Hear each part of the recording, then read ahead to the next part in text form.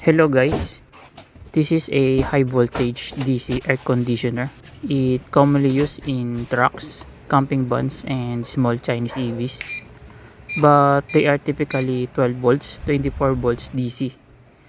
But this one is in range of 48 volts to 72 volts DC power supply.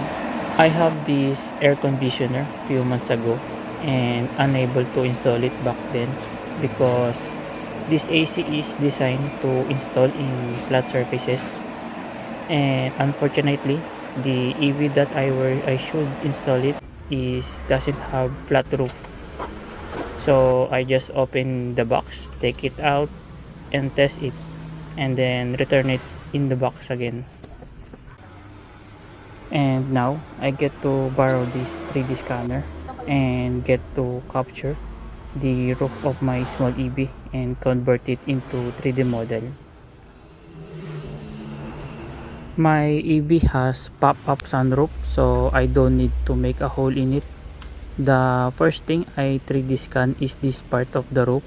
I don't need to scan the whole roof, just the part where the AC should be installed. And I also 3D scan the bottom part of the AC itself.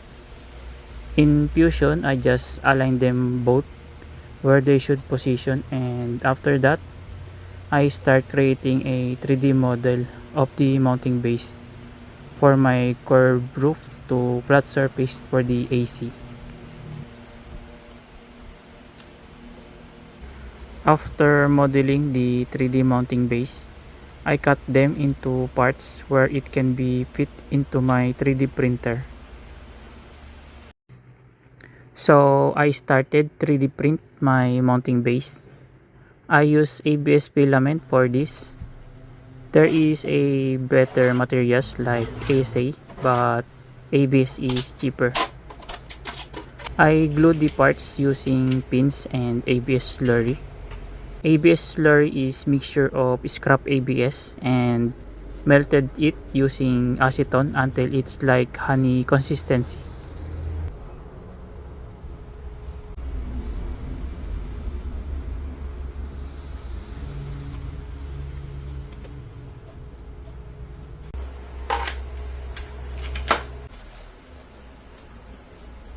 And this is my 3D printed mounting base, and it fits perfectly at the first try.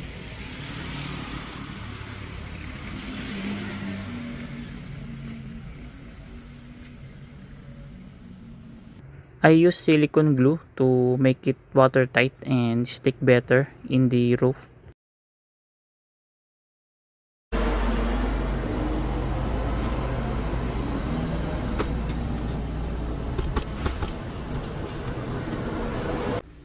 For the AC, I cut these two 5mm EVA foam to serve as a gasket between roof and the AC. There is included 30mm thick EVA foam, but it's too thick to my liking, so I made my own.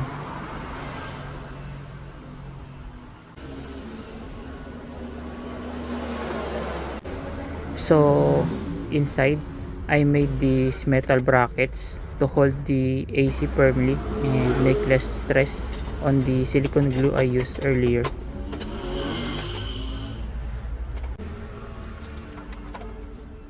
This AC plastic cover is too big, so I made some cut to it, but still not the perfect fit because the roof is curved.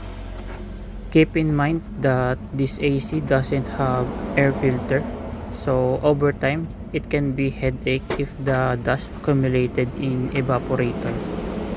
Maybe in the future I made custom panel for this AC with filter box. Also, this AC has remote included in the box, but I didn't know where I place it. In the wirings for the controller is very straightforward. It has dedicated wire connectors and color matching. You will never be lost connecting it.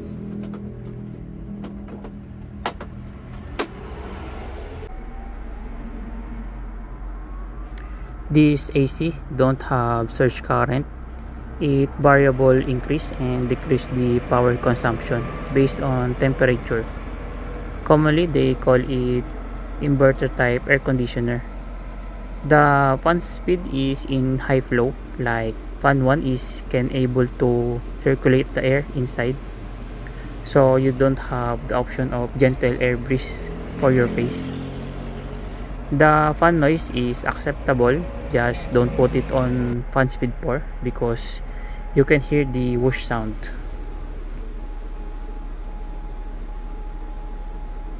One thing I did not like about this AC is the radiator noise. It's bit loud, especially it's an EV. You can hear it loudly.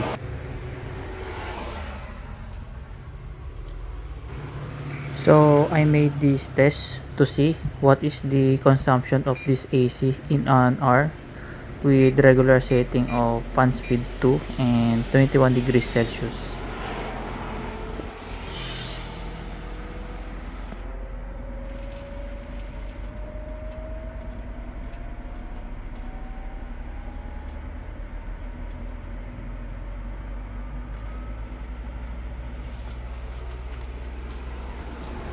I place it under the sun and leave it there and return after an hour.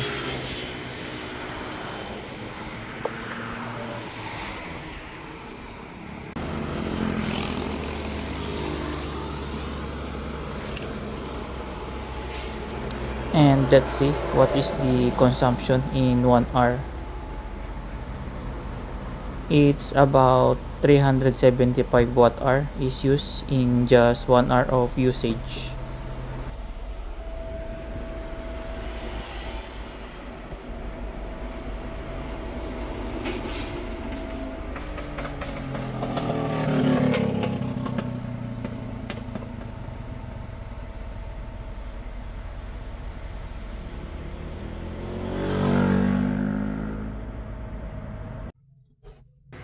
And now let's test the heater of this AC. I live in tropical country, so I don't need these heater features of this AC, but it's good to know to have it. For the heater, it has surge power of up to 2400 watts. At the moment relay is triggered and continuous heating power of 800 watts.